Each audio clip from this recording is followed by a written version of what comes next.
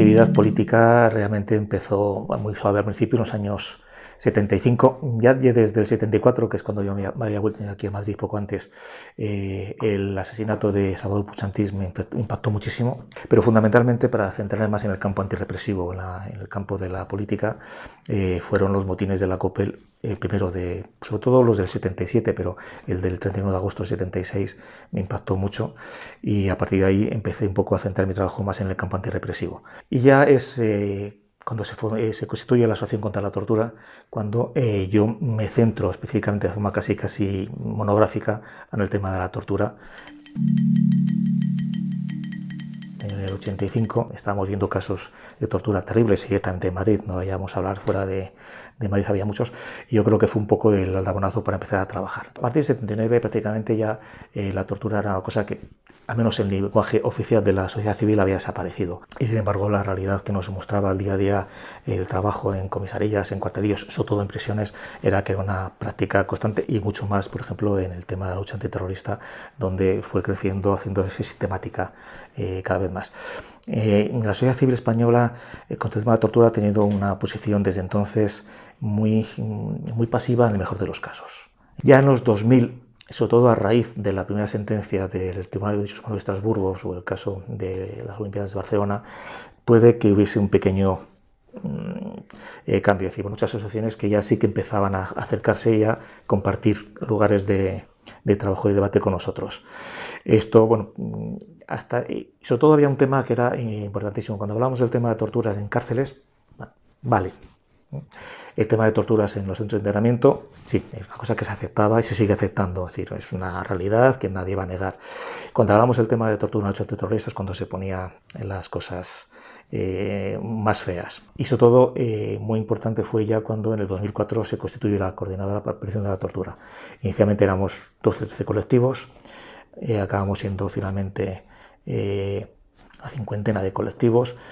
Y además, bueno, se hizo un trabajo, creo que, y procurando ser muy rigurosos, aquellos cuando había dudas preferíamos poner la parte y demás, y conseguimos el apoyo internacional, pues apoyo de la Asociación Internacional de la Tortura, de la Organización Mundial contra la Tortura, de organismos internacionales. Conseguimos que el Comité contra la Tortura nos diese razones en nuestros informes. Entonces, bueno, de alguna forma se fue aceptando que lo que decíamos no era tan descabellado, y sí que hubo una época en que se aceptaba en los informes de la tortura como un punto de referencia. Entonces, algunos colectivos que sabían que había torturas, pero tenían ese miedo, empezaron a abrir los ojos de una forma más clara y tomaron posición mucho más clara.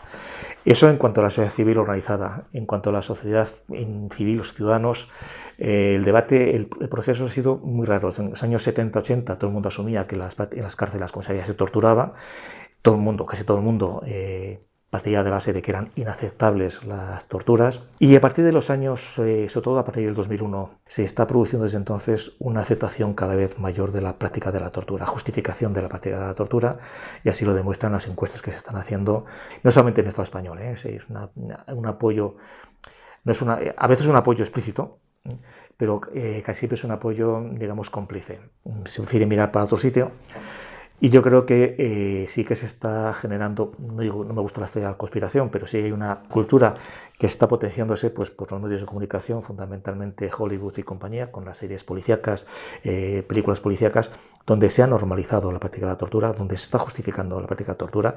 No hay serie policíaca que se emita por televisión o película policíaca en la que no haya una situación de tortura o maltrato que se acepte, que se justifique, que se entienda. E incluso, por ejemplo, a nivel desde unas posiciones de izquierda, en la película de Malditos Bastardos, allí son los demócratas los que torturan a los nazis y la gente se ríe.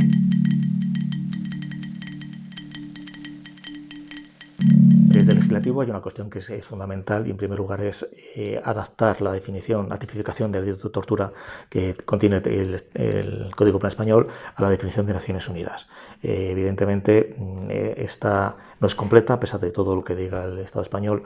Hay muchos casos que no se pueden incluir en el delito de torturas. y bueno, así lo ha dicho el Comité de Derechos Humanos contra la Tortura, Naciones Unidas, el Comité contra la Tortura, Amnistía Internacional, vosotros, todo el mundo lo ha dicho, que hay que adaptarlo a la definición. Eso de torturas leves, menos graves y demás, la tortura siempre es grave, otra cosa serían las consecuencias que luego pueda tener.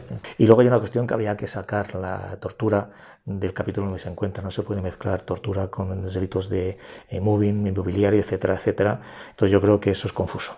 Yo creo que dejar claro que la tortura la comete un funcionario público en el ejercicio de funciones públicas o una persona a sus órdenes o su consentimiento. A nivel del trabajo de los abogados, bueno, yo creo que hay una tendencia entre los abogados, muchos, no todos, en que bueno, pelearse con la institución es una pérdida de tiempo, incluso es perjudicial. En el Estado español hay una cultura de miedo a denunciar la institución. Yo creo que hay que superar primero ese miedo, porque además la forma de evitar que haya esas represalias es poniendo denuncias y denunciando públicamente cuando esas represalias se produzcan. Muchos jueces, todavía al día de hoy, cuando un detenido quiere decir lo que le ha pasado en el momento de detención o en comisaría y quiere que conste en acta, los jueces se suelen negar. Me parece que es la primera falta grave de los jueces, insisto, en general. Es decir, una persona llega a una declaración como detenido y dice que le han pegado, hay que tomar un acta, incluso dentro del propio acta de declaración como inculpado o investigado, y luego decir el testimonio que sea. Eso, bueno, no se toma esas declaraciones. Y cuando algunas veces se toman, es rarísimo que se eduque testimonio. Una vez que se ha puesto la denuncia y se ha iniciado un procedimiento específico, hay una falta de, vamos a llamarlo así, de impulso de investigación judicial. Y es verdad que los juzgados están colapsados, es verdad que tienen pocos medios, todo eso es verdad. Pero se nota mucho, especialmente, esos retrasos en que el médico forense vea muchos detenidos, en la dificultad, en concreto en Madrid, de saber poder agrupar todas las causas que ha habido. Es decir, una persona ha sido agredida, tiene un parte de lesiones que está en un juzgado, me denuncia está en otro, el parte de lesiones, es decir, al final es muy difícil. Una vez que llega al juez y tienes la investigación, hay una falta de investigación procesal. Se deniegan habitualmente las pruebas de investigación. Tenemos un caso reciente de una agresión aquí en el centro de internamiento, en la Luche, y lo primero que se ha pedido una serie de pruebas y el juez dice que antes de acordar sobre las pruebas que informe a la policía.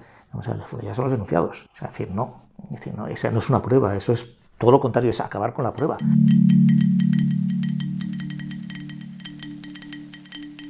O sea, hay más sentencias condenatorias de las que creemos, no por torturas, generalmente son raras, pero algunas hay.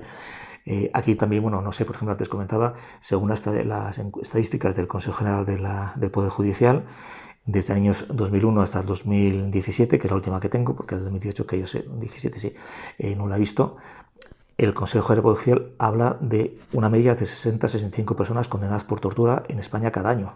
Tampoco coincide con los datos de la Fiscalía, que también son bastante caóticos, entonces no sabemos cuáles son los casos que hay. Las penas de prisión suelen ser siempre leves, es raro que superen los 2 años. Las pocas veces que han superado 2 años, el gobierno ha indultado, incluso a veces ha indultado 2 veces para evitar que ingresen en prisión.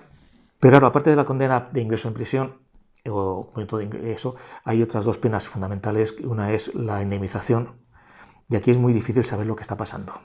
Es decir, lo habitual, lo lógico es que el Estado sea el creador responsable civil subsidiario, el Estado o la Administración.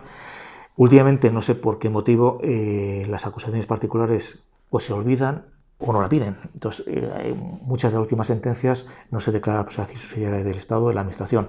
Cuando se declara, lo normal es que el Estado adelante la indemnización, me parece correcto, pero que luego esa indemnización el Estado se la reclame al funcionario. Por lo que sabemos, esto no suele ocurrir. No digo que no ocurra nunca, pero a veces no ocurre. En casos concretos sabemos que no ha ocurrido. Con lo cual, el agredido no solamente ha sido agredido, sino además está pagando parte de su indemnización. Una cantidad pequeña, pero el funcionario no siempre. A veces incluso son los sindicatos funcionariales los que pagan la indemnización, pero tampoco sería esa la situación, pero bueno. Y luego otra parte importante sería el tema de digamos, la parte disciplinaria. Son delitos dolosos, delitos tal que llevan a la inhabilitación o que deberían llevar aparejado un expediente administrativo para abrir una sanción, incluso una suspensión, al margen de esto. Muchas veces se abren y a veces son expulsados del cuerpo, pero muchas veces no se abre expediente. Por ejemplo, en este momento uno de los creo que es el gobernador o el exgobernador de Ceuta, está inculpado, tenía que ir a juicio por no haber querido suspender a 2 policías locales condenados por malos tratos a una persona detenida. Se ha negado rotundamente a suspenderlo.